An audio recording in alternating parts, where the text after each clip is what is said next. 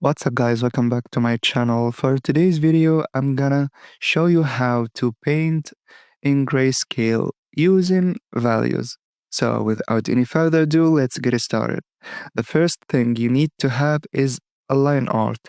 It does not have to be detailed, like this one, okay? The second thing is using a lighter gray color to just paint like the flat base color for what you're seeing right now, which is a portrait, like a statue. Okay, guys, so I'm gonna fill this portrait with a flat color about 50 or 40%. Okay, now once I finished, I just put a background, which is going to be a dark one. So as you see in here, you might think that the values are kind of dark, that base color is kind of dark, but related to the background, it is going to be kind of lighter because values actually are related to each other. Okay, guys, now I'm gonna demonstrate that on a sphere. So I'm putting like the base color, like the same base color as the one on the portrait, or just different. It doesn't matter. I'm just going to show you how I'm gonna do it like step by step. Okay, now I put the flat color. Okay, guy, I'm gonna expose it to a light direction. Let's assume it is on the upper right, okay, like the portrait we have. So it is going to end up with two parts, one in the light and one in the shadow, okay? And as you see, I'm using a darker color for the shadow or just darker value for the shadows. So you can use for the flat color like a 40% or a 50%, a mid-gray or just a little bit lighter gray, okay? But not too light because when you add the light and the highlights, you need it to pop. Now I'm using just a little bit darker value for the shadows, okay? And it does not have to be too dark because you're going to also add the ambient occlusion or the darker parts or the darker shadow. So it has to be just a little bit darker than the flag color, which is the local color. Now I'm using the lasso fill tool to just draw the outer line of the contour of the shadow part. Okay, guys, you're gonna see in the shadow part, you're gonna see like lots of values, but you don't have to pay attention to what you're seeing.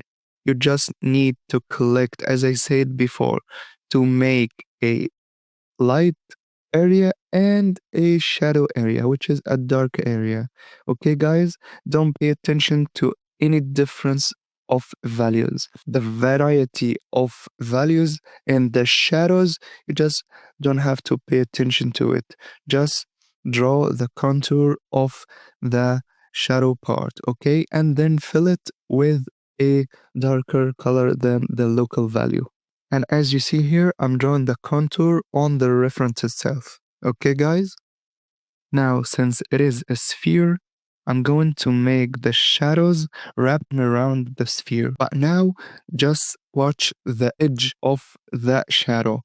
It is going to be kind of soft, which is a gradation since the light moves in straight lines, so it's gonna be gradually goes to the dark. Okay, guys, the part that is being hit by light is going to be lit, and then the light loses its intensity and gradually goes to the darker side. So that part that we are actually the softer area, which is the gradation between the light and the dark, is going to be the halftones, which is a darker value than the local color, but also a lighter value than the shadow. You have two ways to draw that halftone, which is just selecting the lit area and then using a soft brush to do that gradation from the dark to the light area. or you can just use a smudge tool to smudge those shadows. Okay, guys, but not all the shadows, because as you see, like on the nose, this is like a hard edge, but on the neck, this is a softer edge. But I'm gonna try to make it a little bit softer for the demonstration. Now, the next part is to add the reflected light, which is a lighter value than the shadows, but still a darker value than the half tones and also the local colors. And as a result, you're gonna see right here the terminator, which is the core shadow, which also is the line that separates the light area from the shadow area.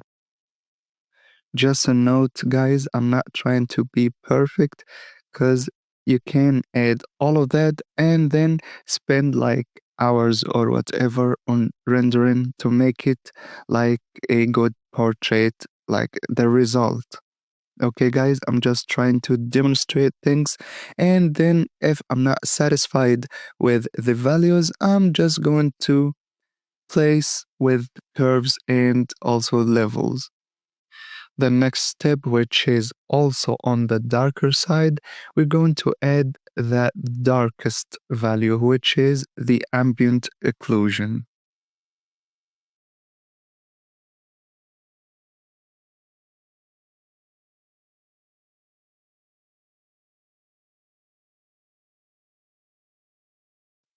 Now let's move to the light part, the light area.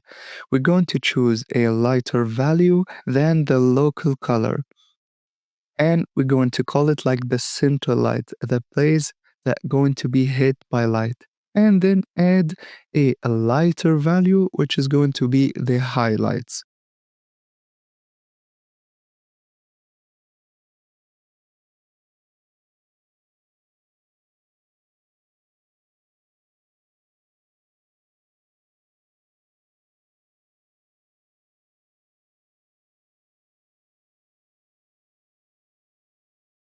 Finally, since I'm not that cool with the values I have chosen, I might try to play with levels and so on.